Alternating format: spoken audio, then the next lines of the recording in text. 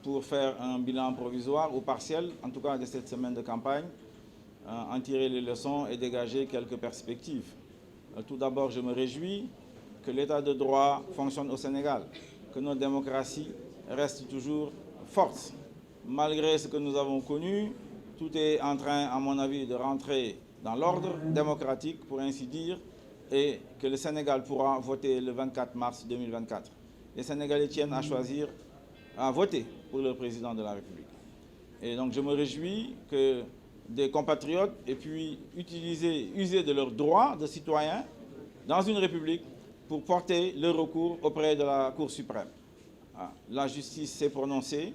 Il nous revient à nous tous d'accepter les décisions de la justice, même si on n'est pas content.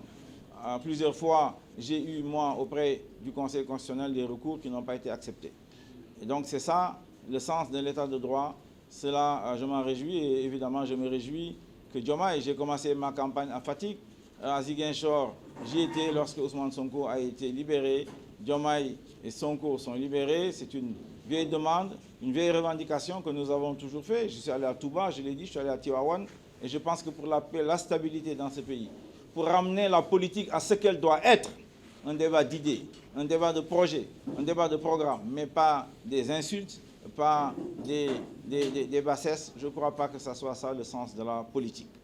Donc je me réjouis de cela. J'étais à Ziguinchor et naturellement, je suis allé rendre hommage à la maman de Ousmane Sonko. C'est normal et c'est un exemple de courage patriotique. C'est un exemple de responsabilité, de kilifteef, comme nous disons en Wolof. C'est le kilifteef qu'on a traduit en français avec ce néologisme qu'on a créé nous-mêmes qui s'appelle responsabilisme.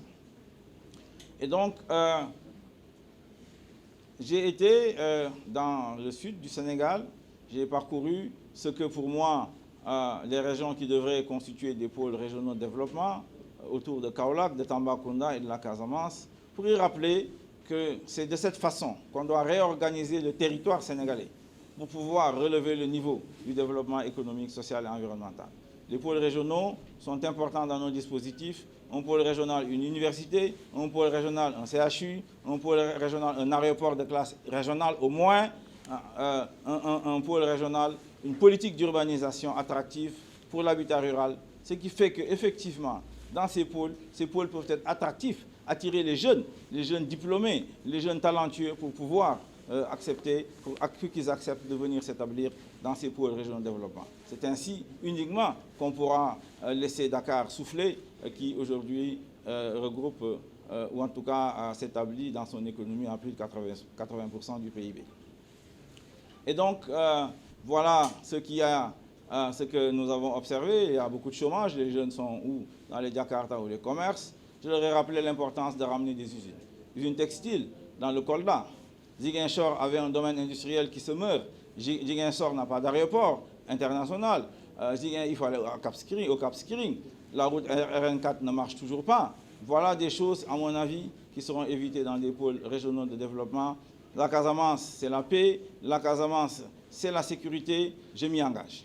Je m'y engage et aujourd'hui, je crois pouvoir être celui qui peut être celui qui peut, dans le Sénégal, défendre la Casamance, relever son niveau économique.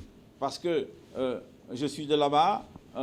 Gabriel Garcia Marquez disait que vous êtes de quelque part quand vous avez quelqu'un sous terre. Eh bien, moi, j'ai quelqu'un sous terre à Sédhiou, à Samine, à Goudomp, à Ziguinchor, à Bignona, à Kolda, à Médina Yoro-Foulah, à Diana Malari. Donc, je suis la Casamance.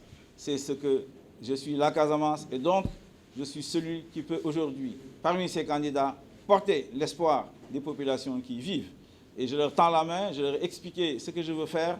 Vous aurez la paix, vous aurez la stabilité, vous aurez le développement social et environnemental, vous aurez les usines qui vont permettre à vos enfants de pouvoir travailler. Vous allez avoir des mécanismes qui vont permettre à vos femmes braves de pouvoir capitaliser sur leurs formations, les formations qu'elles ont subies, pour aller de l'avant, pour progresser. Parce que nous savons comment réorganiser sérieusement les secteurs informels. Voilà ce que je voulais dire. Je suis donc engagé dans cette deuxième phase. Naturellement, le gouvernement, le Premier ministre en particulier, le ministre de l'Intérieur, sont responsables de la sécurité des candidats. Je ne vais pas leur rappeler ce qu'ils savent déjà. Nous voulons une campagne électorale qui se déroule dans de bonnes conditions, sans violence, sans perturbation, et qu'on aille au scrutin du 24 mars 2024 et que tout se passe dans la transparence la plus totale. Et à ce moment-là, vous verrez, je gagnerai cette élection le 24 mars 2024. Je vous remercie.